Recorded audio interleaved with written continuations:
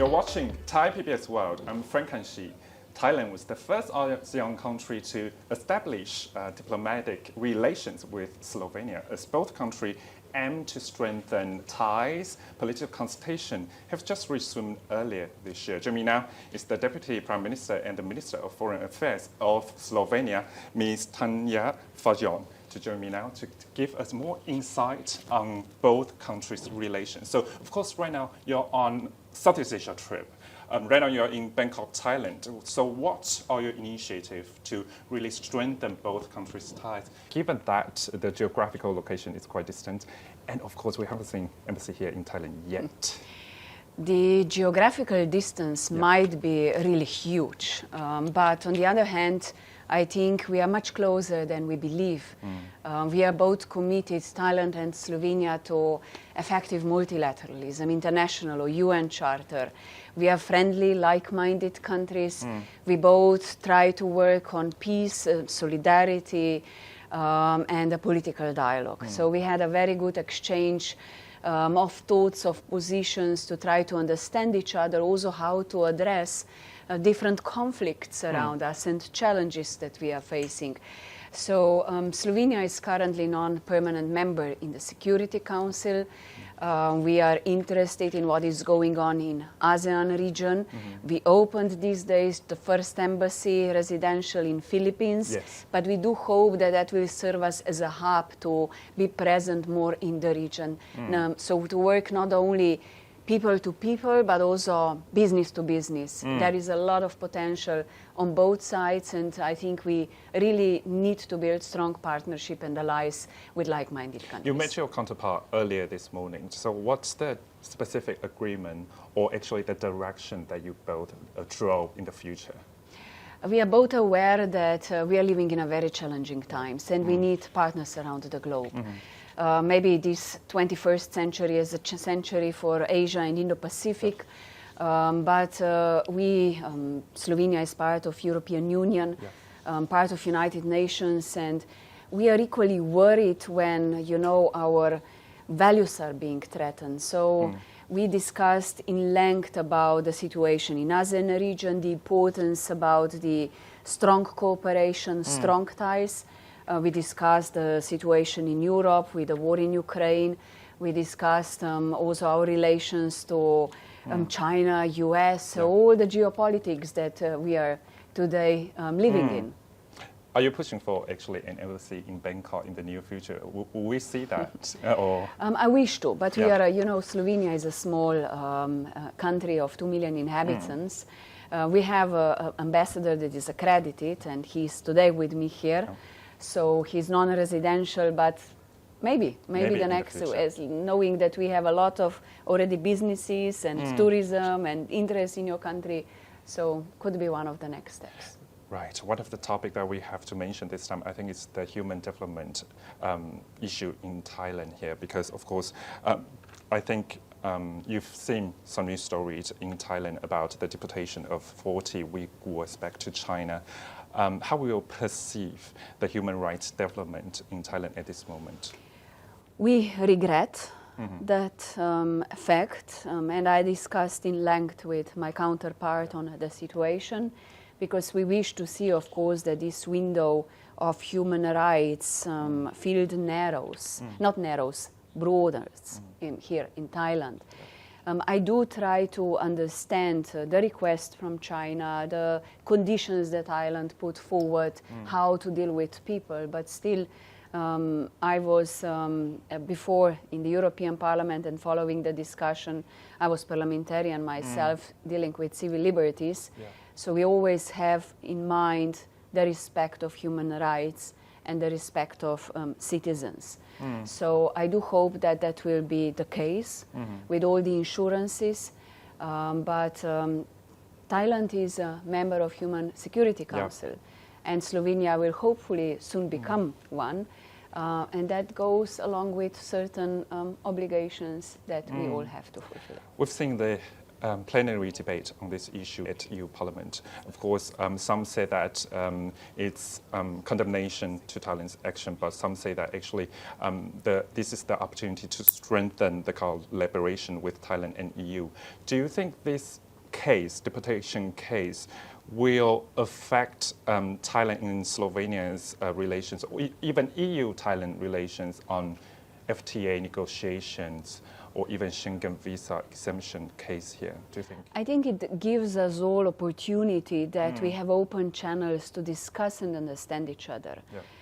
That's what I said before. I had a lengthy discussion that the minister and my counterpart really tried to explain me the point of view.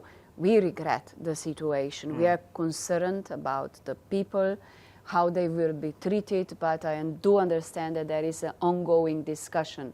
So if that is an opportunity that also Europeans try to engage more in the discussions, how to really ensure human rights are respected, then this is a good way to go. I wouldn't connect it with the issue of visa-free or things that are on the table. We today signed, Slovenia and Thailand, a very important agreement.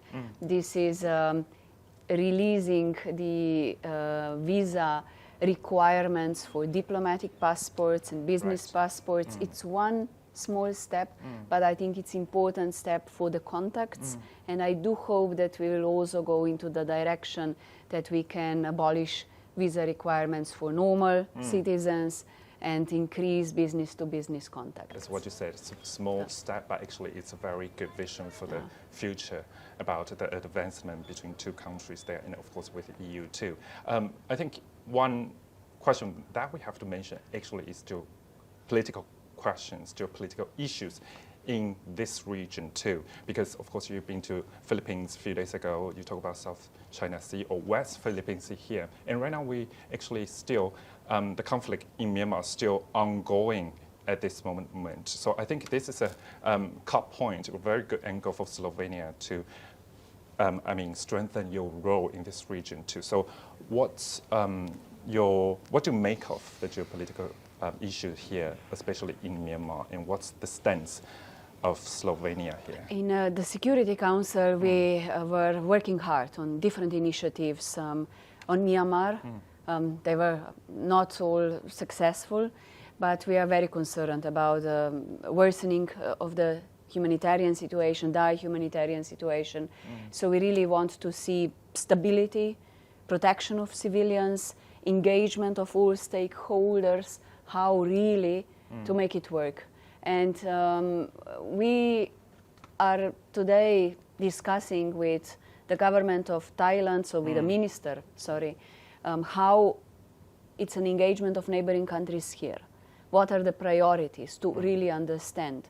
But on Myanmar, we will be actively working on in the Security Council, mostly really to protect civilians and to stabilize the country. This is, I think, the first priority. Right. Another geopolitical topic that we have to talk about, of course, is in Ukraine right now. Of course, we've seen might be positive advancement. It's about there might be a truce, 30-day truce between Ukraine and Russia here. So as in Slovenia indeed is a smaller country in European Union. So what's your measure and what's your mechanism to really push Slovenia's efforts in this war and conflict? And how would you say, is there any possible resolution or even temporary solution there for this part of the world? We had some difficult discussions recently at the 3rd anniversary of Russian aggression in Ukraine in UN, but what I can say is also from our historic background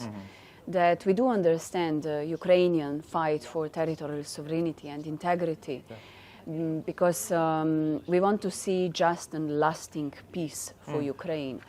And if there is any good peace initiative on the table, it has to be accepted for Ukrainians in the first place.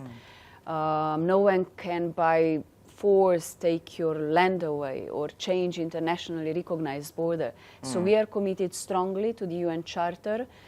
We supported Ukrainians, but also now if it's a good peace initiative that can stop this brutal war and stop killing the innocent civilians and destroying the infrastructure, then we will support it. But as I say, we want to see just and lasting peace for Ukraine.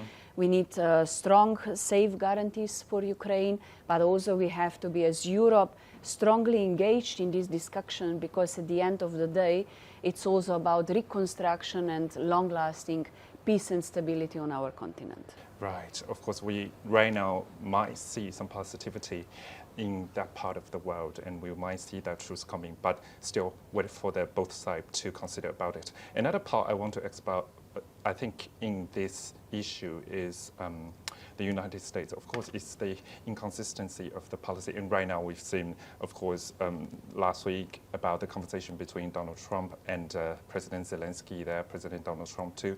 But now we've seen some silver lining coming, possibly. So what do you think about it? How about the inconsistency? I mean, every day some news are coming out, and often we follow them just to see through the media. They are unpredictable news. Discussions are ongoing, Saudi now to Moscow. Yeah. Let's see how there will be a reaction of Moscow. But I understand that now some two sides are agreeing to a deal. It's also the question of natural resources agreement behind. Yeah. So I believe there was also a strong pressure on Ukrainian side. But at the end of the day, what is acceptable for Ukrainians, and if there is a truce and a window of opportunity to discuss about the future of Ukraine and this lasting and just peace, I think this is a positive development. So now we will see how much all the sides are committed to really end the war. Right. Very quickly, I think it links to that question, next question too. I think it's about the, of course, trade and tariff here right now. Of course, you're not the Minister of Trade, but I still want to get your sense about how the US might really impose the tariff on EU. Of course, your country is part of full member of EU too. So how do you see that tariff coming right now into the EU continent, European continent, and EU too? We are, as Europeans, engaged in the discussions, and we are saying that any trade war or tariffs or trade wars are really helping people. Yeah. Usually the results are that all the populations on one or another side are hurt. But if there will be tariffs imposed, Europe will also react.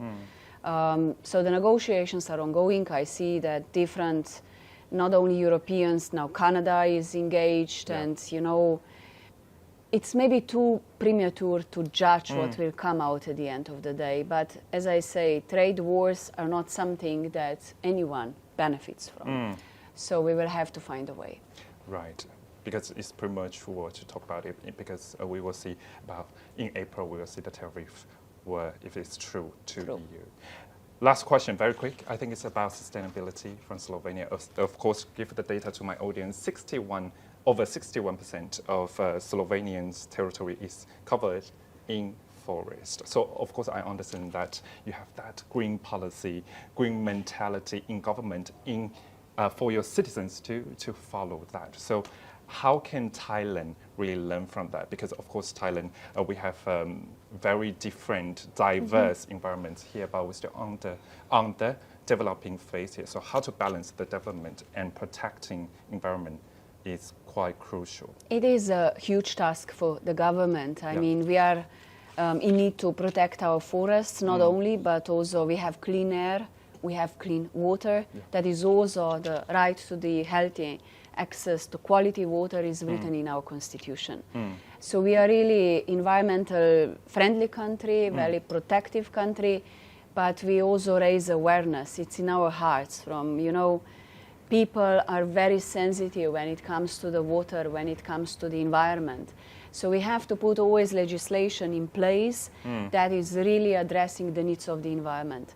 And I think, of course, that requires always a broader consensus with the society, some difficult challenges, but also financial resources. Right. So it's a mixture of all, but always to engage with experts in society and be aware that we are all part of extreme weather conditions. Right. Like you, in your part of the world, we faced extreme floods not long ago. So we have to be prepared and we have to act also in a protective manner. So, of course, Thailand actually sometimes face drought, face flooding, and now, of course, the legislation, education, governments, citizens, communities that have to protect the environment according to quotas. And we can best learn from each other and exchange good practices. And that is exactly what we will do in the future. Right. Thank you for your insights today. Thank you for your time. This is the Slovenian Deputy Prime Minister and Minister of Foreign Affairs, Tanja Fajon. Yeah. Thank you for your time. Thank you so much. More news to come.